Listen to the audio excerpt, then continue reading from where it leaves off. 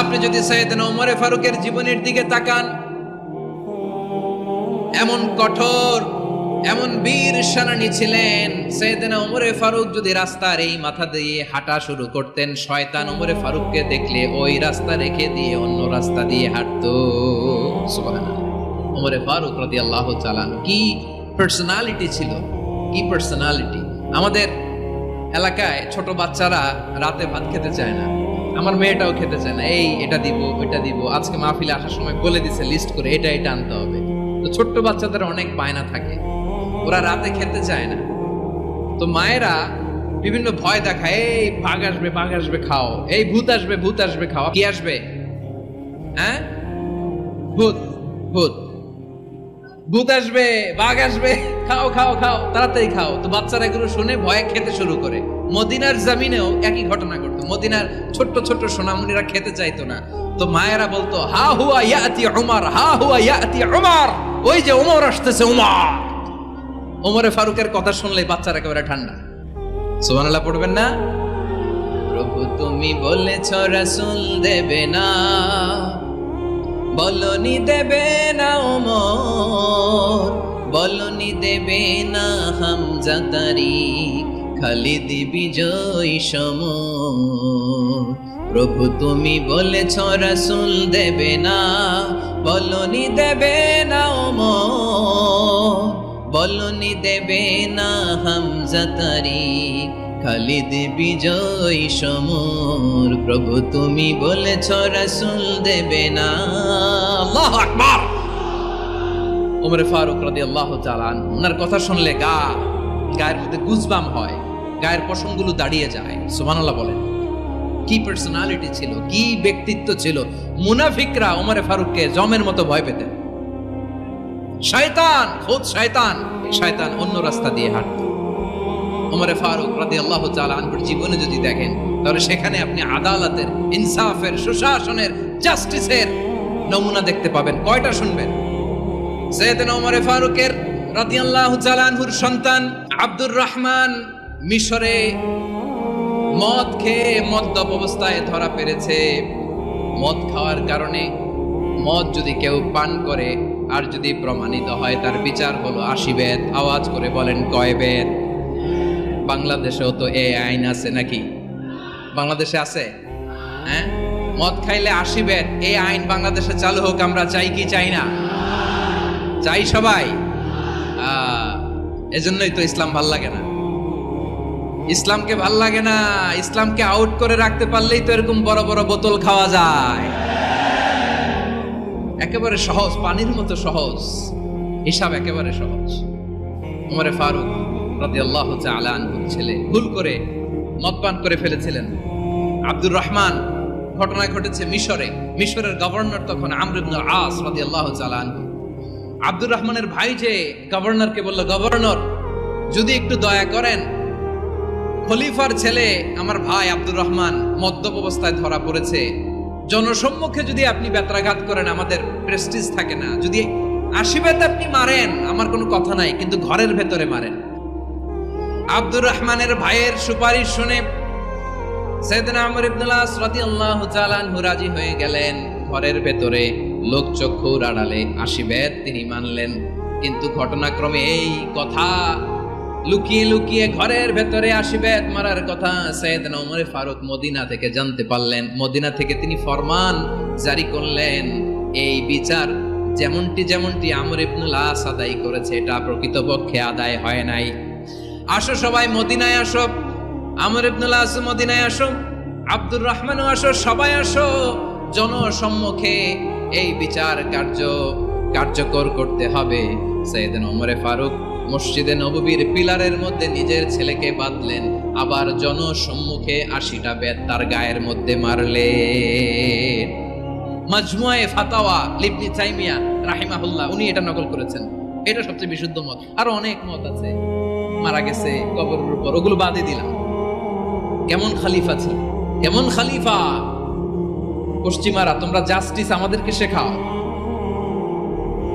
ইনসাফ কারে বলে, সুশাসন আমাদেরকে তোমরা শেখাও। ওমর ফারুক রাদিয়াল্লাহু তাআলা ওই বিচারকে তিনি ধর্তব্য মনে করেন নাই। মদিনাতে এনে আবার জনসম্মুখে আবার আশীর্বাদ মেরেছেন। মিশরে ওমরে ফারুক রাদিয়াল্লাহু তাআলা আনহু আমর ইবনুল আসকে গভর্নর করে পাঠালেন। সেখানে আমর ইবনুল আসের ছেলে একটা প্রতিযোগিতায় রানার আপ হয়েছে। এক মিশরি সেখানে চ্যাম্পিয়ন হয়েছে। রানার আপ বুঝতে পেরেছেন তো? রানার আপ সেকেন্ড হয়েছে, এক মিশরি হয়েছে চ্যাম্পিয়ন প্রথম। কিন্তু গভর্নরের ছেলে ও জিততে পারে নাই। ও রাগে ওই মিশরির গায়ের মধ্যে কয়েকটা লাঠি দিয়ে বাড়ি মেরেছে। মিশরি যে মদিনাতে ওমরে ফারুকের কাছে বিচার দিলেন, আপনার গভর্নরের ছেলে অন্যায়ভাবে আমার গায়ে হাত তুলেছে।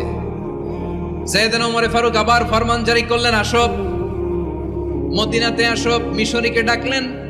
ওই মিশরের গভর্নর আমর ইবনুল আস রাদিয়াল্লাহু তাআলা আনহুকে ডাকলেন, তার ছেলেকেও ডাকলেন। সবাই বসে রইল। আমর ইবনুল আস রাদিয়াল্লাহু তাআলা আনহু মাথা নিচু করে বসে আছেন, লজ্জায় কাচুমাচু। হায় হায়, আজকে আমার ছেলের কারণে আমিরুল মুমিনিন খলিফাতুল মুসলিমিন ওমরে ফারুকের কাছে আমি জনসম্মুখে লজ্জিত হচ্ছি। সাইয়েদনা ওমরে ফারুক বললেন, এই নাও লাঠি। গভর্নরের ছেলে তোমার মাথার মধ্যে যতগুলো বাড়ি মেরেছে, আজকে জনসম্মুখে তুমি অতগুলা বাড়ি মারো। মিশরি বলে, থাক, আপনি যে ডেকে আনছেন সবার সামনে এটা বলছেন, এতেই আমি খুশি। আল্লাহু আকবার। আপনার মহানুভবতা দেখে আমি খুশি, আর অপমানের দরকার নাই। ওমরে ফারুক বলে, না, খবরদার, এই কথা মিশরি তুমি বলো না, মারো, যতগুলা বাড়ি মেরেছে মারো।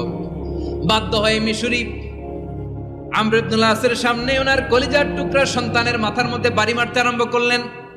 ঠিক যতগুলা বাড়ি গভর্নরের ছেলে আমর ইবনুল আসের ছেলে মিশরির গায়ে মেরেছিল, মাথায় মেরেছিল, মিশরি গুনে গুনে ততটা মারলেন। এই দৃশ্য দেখে ওমরে ফারুক রেগে মেগে আগুন, রাগের চোটে রাগ সামলাতে না পেরে আর নিজেকে সামলাতে না পেরে মিশরিরে বললেন, ছেলেরে মারা শেষ হয়ে গেলে এবার বাবার টাক মাথার মধ্যে কয়েকটা বাড়ি মার। রাগের চোটে, আউট অফ অ্যাঙ্গার, রাগের চোটে যে আমার পাঠানো গভর্নর আমর ইবনুল আস তার ছেলেকে কেন আদব তারবিয়া কেন শিক্ষা দিতে পারে না। ছেলেরে মারা হইলে এবার আমর ইবনুল আসের মাথার মধ্যে দুইটা মারো। এটা রাগে বলেছে, এটা শাস্তি হিসেবে না। সুবহানাল্লাহ পড়ো। তোমরা আমাদেরকে সুশাসন শিখাও, আমাদেরকে সুশাসন শিখাও।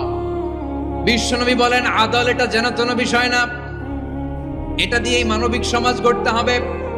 আল্লাহ তাআলা কিয়ামতের কঠিন ময়দানে যেদিন স্বামী স্ত্রীকে চিনবে না, স্ত্রী স্বামীকে দেখে পালিয়ে যাবে, বন্ধু বন্ধুরে চিনবে না, পীর সাহেব মুরিদরে চিনবে না, মুরিদ পীর সাহেবরে চিনবে না, দলের কর্মী তার নেতারে চিনবে না, নেতা তার কর্মীরে চিনবে না, বন্ধু বন্ধুরে দেখে পালাবে। এই কঠিন মুহূর্তে সূর্যটা মাথার কাছে চলে আসবে, জমিনটা তামার জমিন হবে। আজকের জমিনের মতো নয়। মানুষ ঘর্মাক্ত, ক্লান্ত, শ্রান্ত মাথার মগজগুলো কানের ছিদ্র আর নাকের ছিদ্র দিয়ে বেয়ে বেয়ে পড়বে। বিশ্বনবী ফরমান, কিয়ামতের ওই কঠিন ময়দানে 7 শ্রেণীর ব্যক্তিকে রব্বুল আলামিন তার আরশের নিচে ছায়া দিবেন। তার মধ্যে প্রথম শ্রেণীর ব্যক্তি হলো ইমামুন আদিল। ইমামুন আদিল, ন্যায়পরায়ণ শাসক, যে ইনসাফের সাথে বিচার করে, যে জাস্টিস সমাজে সার্ভ করে, যে সুশাসন নিশ্চিত করে, ওই ইমামুন আদিল। আদিল শব্দটা বুঝছেন না? ইন্নাল্লাহা ইয়া'মুরু বিল আদল। পাইছেন? আদিল। 7 শ্রেণীর ব্যক্তিকে আল্লাহ তাআলা সুশীতল আরশের নিচে ছায়া দিবেন, যেদিন তার দেয়া ছায়া ছাড়া কোনো ছায়া থাকবে না। এর প্রথম হচ্ছে ইমামুন আদিল, ন্যায়পরায়ণ শাসক। চিল্লায় বলেন সুবহানাল্লাহ। আবার বিশ্বনবী বললেন, ইন্নাল মুকসিতিনা ইনদাল্লাহি আলা মানাবিরা মিন নূর আন ইয়ামিনির রহমান। কিয়ামতের দিন যারা ন্যায়পরায়ণ হিসেবে আল্লাহর সামনে দাঁড়াবে, কিয়ামতের দিন রব্বুল আলামিন তার আরশের ডান দিকে ওই ন্যায়পরায়ণ লোকদের জন্য আরশের ডান দিকে একটা নূরের মিম্বারে তাদেরকে বসার সুযোগ করে দিবে। আল্লাহর আরশের ডান দিকে ন্যায়পরায়ণ লোকদের জন্য আল্লাহ তাআলা নূরের মিম্বার বানাবে। 4 কেন কথা মনে করেছেন? আল আদাল, জাস্টিস। ইন্নাল্লাহা ইয়া'মুরু বিল আদল। আল্লাহ তাআলা এই আদালতের নির্দেশনা দেয়, সুবিচার, সুশাসন। প্রিয় ভাইয়েরা, এটা আমরা বাংলাদেশে চাই কি চাই না? এই যে অরাজকতা, এই যে অন্যায়, এই যে জুলুম, এই যে ইনকনসিস্টেন্সি, সমাজের অসঙ্গতির প্রধান কারণ জাস্টিস নাই, সুবিচার নাই, সুশাসন নাই। শেষবারের মতো আওয়াজ করে বলেন তো, আমরা বাংলাদেশে আদল চাই কি?